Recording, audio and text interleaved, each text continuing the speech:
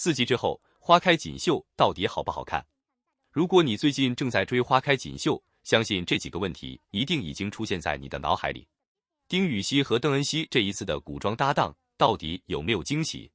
傅听云这个被家族推上婚姻棋盘的九小姐，究竟能不能杀出一条属于自己的路？而最重要的是，仅仅播出4集，花开锦绣为什么已经开始引发观众讨论？今天我们就来聊聊花开锦绣播出4集之后，观众最真实的几个反馈。从目前的表现来看，这部剧至少已经证明了一件事，它并不是一部需要观众慢慢熬很多集才能等到剧情开始的古装剧。恰恰相反，花开锦绣一上来就直接把观众拉进了一个充满婚姻、家族、利益和生存危机的世界，而这也成为了目前这部剧最大的看点之一。花开锦绣改编自迟迟同名小说，由丁禹兮和邓恩熙担任主演。故事围绕傅家九小姐傅听云展开，表面上她是傅家的小姐，但实际上她的人生早就已经被家族安排好了。她的婚姻不是简单的爱情选择，而是一场涉及家族利益和身份关系的棋局。换句话说，她从一开始就不是一个真正拥有选择权的人，她更像是一枚被摆在棋盘上的棋子。而真正让观众开始关注傅听云的原因，就是这个角色并没有一直停留在被安排的状态。随着剧情推进，他开始意识到，如果继续按照别人设计好的道路走下去，他很可能永远都无法掌握自己的命运。所以他必须改变。也正是从这里开始，傅听云这个角色真正有意思了起来。她不是传统意义上那种一出场就无所不能的女主角，她面对的是家族，是婚姻，是利益，也是一个个比她更有经验、更懂得算计的人。所以她的成长并不是突然开挂，而是在一次又一次危机中被迫做出选择。这一点其实非常容易让观众产生代入感，因为大家看到的不只是一个古装女子如何面对阴谋，更是一个人如何从别人替我决定，一步一步走向我的人生，由我自己决定。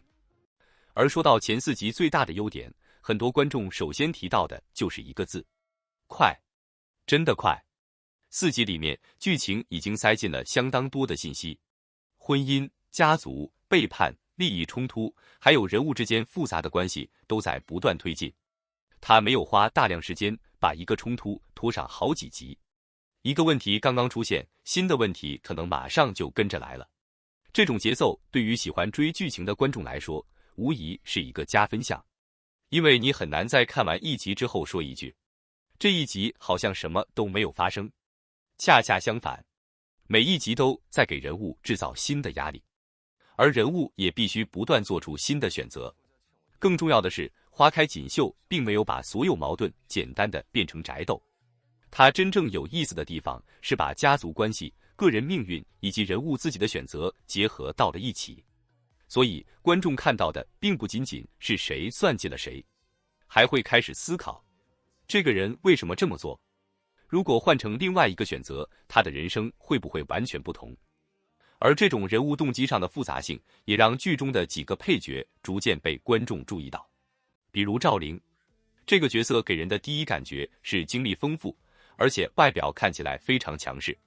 但是仔细观察之后，又会发现他并不是一个简单的冷酷型角色。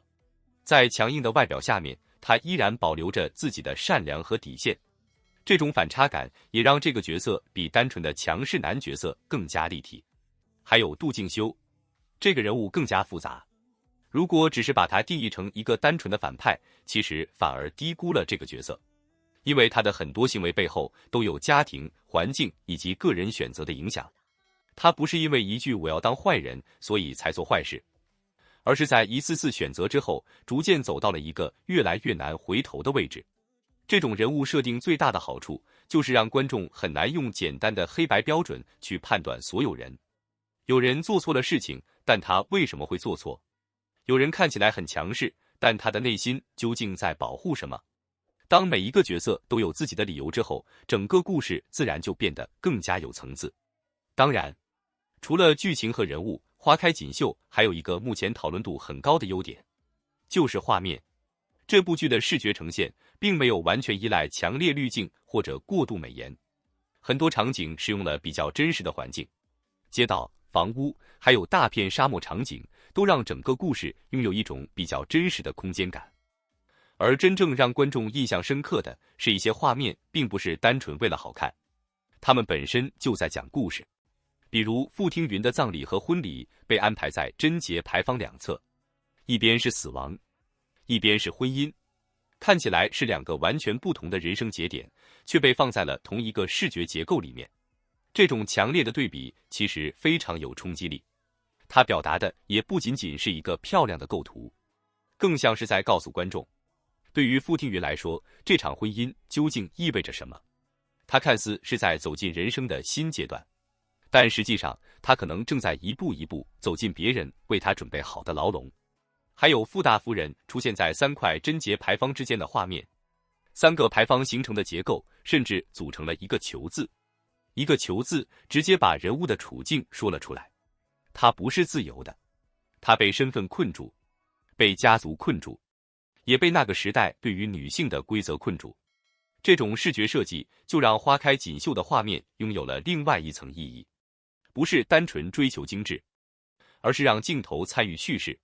当然了，一部剧刚播出4集，不可能做到所有方面都让观众满意。目前也有一些争议开始出现，其中比较明显的就是赵灵部分动作戏的表现。有观众认为，一些打斗场面使用了比较多的慢动作和特写，再加上一些表情重复出现，导致部分镜头看起来稍微有一点刻意。尤其是在动作戏本身需要强调真实感的时候，如果慢动作和特写使用的太多，就容易让观众从剧情里面跳出来。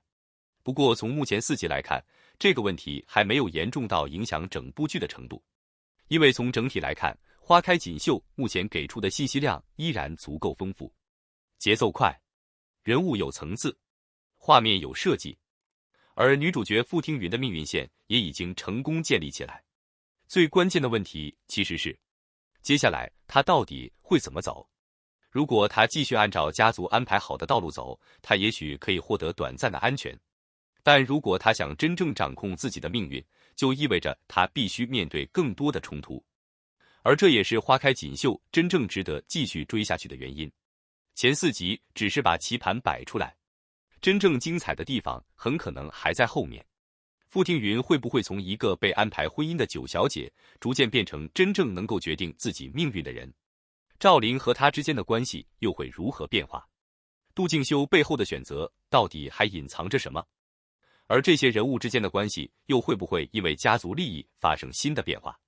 现在下结论还太早，但至少从前4集来看，花开锦绣已经成功让观众开始讨论剧情，而不是播完之后毫无存在感。对于一部刚刚开播的古装剧来说，这本身就是一个不错的开始。如果后面的剧情能够继续保持目前这种推进速度，同时把人物成长和情感线处理得更加自然，那么花开锦绣接下来还有很大的讨论空间。所以问题来了，看完前4集之后，你觉得花开锦绣是真的好看，还是目前只是开局比较吸引人？你最喜欢傅听云、赵灵，还是对杜静修这个角色更加感兴趣？欢迎把你的答案留在评论区。如果你喜欢这样的国产剧、古装剧和明星娱乐内容，记得点赞、订阅频道。我们下一期继续聊花开锦绣后面的剧情变化。